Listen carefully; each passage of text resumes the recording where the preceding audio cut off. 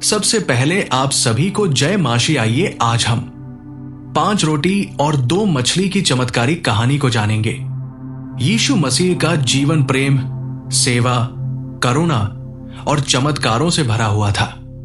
उन्होंने अपने जीवन में कई लोगों को चंगा किया, भूखों को भोजन दिया, पापियों को क्षमा किया और परमेश्वर के राज्य का सच्चा मार्ग दिखाया।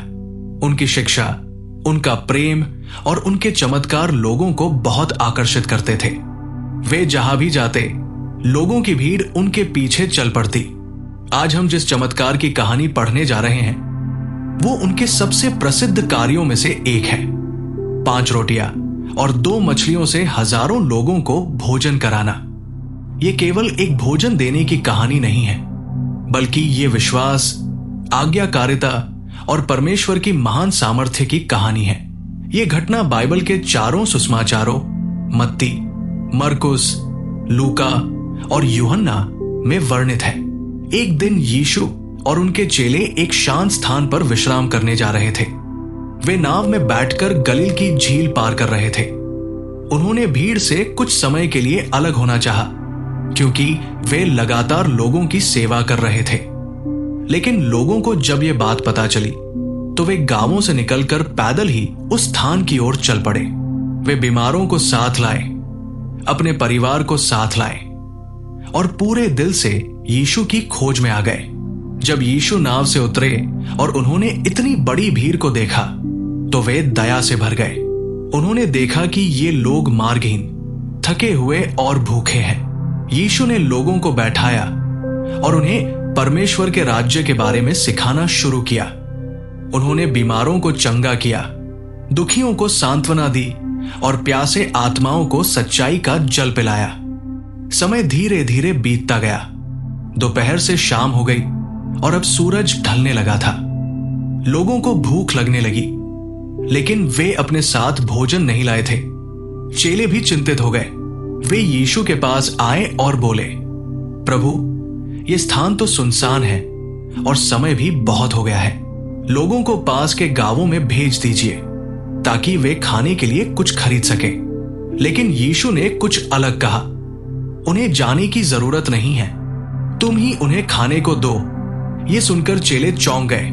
उन्होंने कहा, प्रभु, हमारे पास तो केवल 5 जौ की रोटियां और 2 छोटी मछलियां हैं। ये भी एक लड़के के पास है। इतने लोगों के लिए ये क्या है? ये बात यूहन्ना की रचना में वर्णित है कि एक लड़का था जिसके पास ये भोजन था। यहां हमें एक महत्वपूर्ण बात सीखने को मिलती है। उस छोटे लड़के ने अपना छोटा सा खाना प्रभु को देने के लिए तैयार किया। वो जानता था कि ये हजारों के लिए पर्याप्त नहीं है, फिर भी उसने वह जो उसके पास था दे दिया। यीशु ने कहा, इन्हें मेरे पास लाओ। फिर उन्होंने चेलों से कहा कि लोगों को घास पर समूहों में बैठा दे। लोग 50 से 50 और 100 से 100 के समूहों में बैठ गए। अब यीशु ने वे रोटियां और मछलियां अपने हाथों में ली, आकाश की ओर देखा, परमेश्वर का धन्यवाद किया और उन्हें तोड़कर चेलों को देने लगे, और चेले उन्हें भीड़ में बांटने लगे। यहां से चमत्कार शुरू हुआ। 5 रोटियां और 2 मछलियां, जो केवल एक छोटे बच्चे का भोजन थी, उन्होंने हजारों लोगों को तृप्त किया। लोग खाते गए और जितना भी खाना बांटा गया वो खत्म नहीं हुआ। हर कोई खाकर संतुष्ट हो गया, कोई भूखा नहीं रहा। सबके पेट भर गए। ये सिर्फ भोजन नहीं था, ये परमेश्वर की करुणा और सामर्थ्य का अनुभव था। खाने के बाद यीशु ने चेलों से कहा, बच गए टुकड़ों को इकट्ठा करो, ताकि कुछ भी व्यर्थ न हो। चेले गए और बचा हुआ भोजन इकट्ठा किया। आप सोचिए, 5 रोटियां और 2 मछलियां थी और अंत में 12 टोकरियां भरकर टुकड़े बचे। ये केवल एक संयोग नहीं था, ये एक अद्भुत चमत्कार था। बाइबल बताती है कि केवल पुरुषों की संख्या लगभग 5000 थी। एक छोटा सा योगदान जब विश्वास के साथ प्रभु को समर्पित किया गया, तो वो हजारों को आशीष देने का साधन बन गया। इस कहानी से मिलने वाली शिक्षाएं। नंबर 1, 5 रोटियां और 2 मछलियां दिखने में बहुत कम थी, लेकिन जब वो यीशु को अर्पित की गई तो वो हजारों के लिए पर्याप्त हो गई। जो थोड़ा हमारे पास है, अगर हम उसे परमेश्वर को समर्पित करें तो वो उसे महान कार्यों के लिए उपयोग कर सकता है। नंबर 2, अगर वो लड़का अपना भोजन न देता तो शायद ये चमत्कार न होता। कभी कभी हमारी छोटी सी भेंट भी प्रभु के हाथों में बड़ी बन सकती है।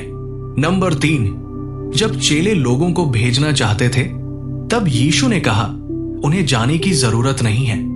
प्रभु हमें बीच रास्ते में नहीं छोड़ते। वो हमारी हर जरूरत को जानते हैं और उन्हें पूरा करने की योजना भी रखते हैं। नंबर 4, यीशु ने पहले लोगों को समूह में बैठाया। उन्होंने चेलों को बांटने का कार्य सौंपा।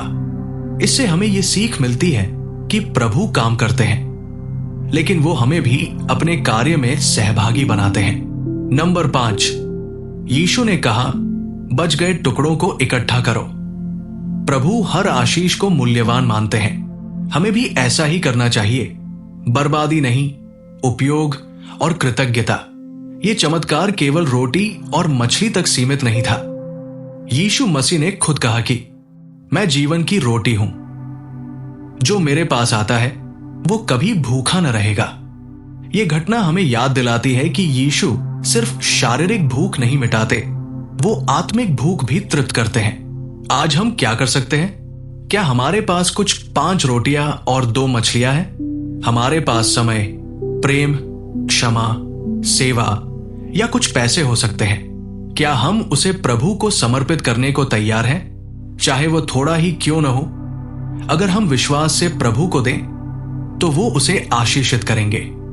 5 रोटियां और 2 मछली की ये कहानी सिर्फ एक चमत्कार की घटना नहीं है। ये हमें सिखाती है दया क्या है, भेंट का मूल्य क्या है, और ये कि प्रभु हमारे छोटे से योगदान से भी बड़ी आशीषें दे सकते हैं। यीशु मसीह वो जीवन की रोटी है जो आत्मा को तृप्त करती है। जब हम उनके पास विश्वास से आते हैं तो वो न केवल हमारी भूख मिटाते हैं, बल्कि हमें चमत्कारी रूप से बदलते हैं।